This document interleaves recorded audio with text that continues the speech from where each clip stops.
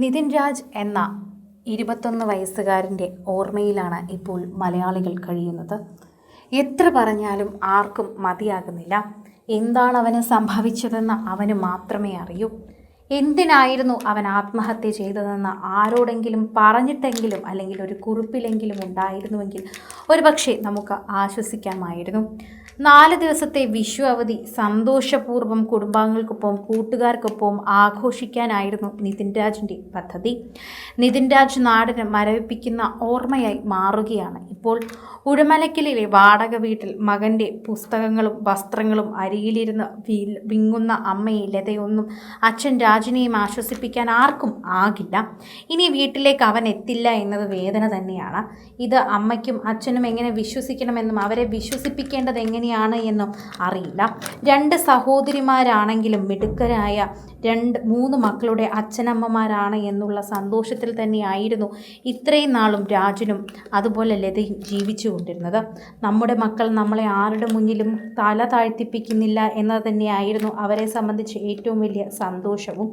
നിതിനും അങ്ങനെ തന്നെയായിരുന്നു. തൻ്റെ അമ്മയെ പറഞ്ഞ ആ വാക്കായിരിക്കാം ഒരു പക്ഷേ നിതിനെ അത്രമേൽ വേദനിപ്പിച്ചത്. നിൻ്റെ അമ്മയ്ക്ക് കാലിനൊന്നും കുഴപ്പമില്ലല്ലോ, നടന്നു വരാൻ പറ്റുന്നതല്ലേ ഉള്ളൂ. ഇങ്ങനെയൊക്കെയുള്ള ചോദ്യങ്ങൾ ആരെയായാലും ബുദ്ധിമുട്ടിക്കാം.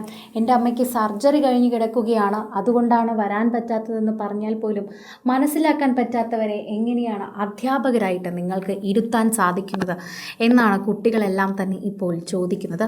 നിതിൻ്റെ മുറിയിലെ കട്ടിലിൽ തളർന്നു കിടക്കുന്ന ലതയുടെ കരച്ചിൽ ഇടയ്ക്കിടയ്ക്ക് ഉയർന്നു കേൾക്കാം.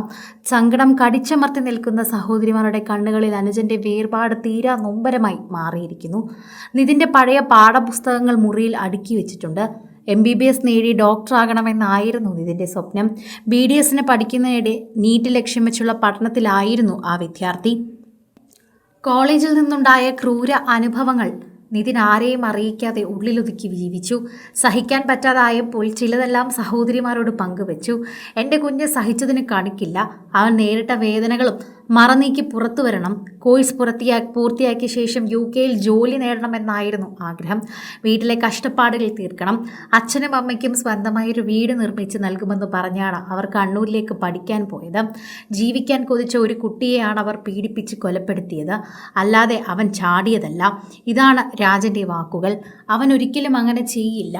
ഒരിക്കലും എന്ന് പറഞ്ഞാൽ അത്ര കഷ്ടതയിലാണ് അവൻ വളർന്നത്. അത് മനസ്സിലാക്കി ജീവിച്ചത് കൊണ്ട് തന്നെ അവൻ ഒരിക്കലും ഇത്തരം രീതിയിലേക്ക് പോകില്ല. ലോൺ എടുത്തത് കൊണ്ടാണെന്നോ അല്ലെങ്കിൽ അവൻ കടമുള്ളത് കൊണ്ടാണെന്നോ ഒക്കെ പലരും പറയുന്നുണ്ട്. എന്നാൽ അങ്ങനെ ഒരിക്കലും ഒരു കാരണത്താൽ അവൻ അങ്ങനെ ചെയ്യില്ല എന്ന് ഞങ്ങൾക്ക് പറയാൻ സാധിക്കും. അവൻ അത്രമേൽ നന്നായി തന്നെ വളർന്നൊരു കുട്ടിയാണ്. അവൻ അങ്ങനത്തെ ഒരു മോശം ചിന്ത അവൻ്റെ ഉള്ളിൽ വരണമെങ്കിൽ അത്രമാത്രം വേദന ഉണ്ടായിരുന്നുവെന്ന് ഉറപ്പാണെന്ന് മാതാപിതാക്കൾ പറയുന്നു.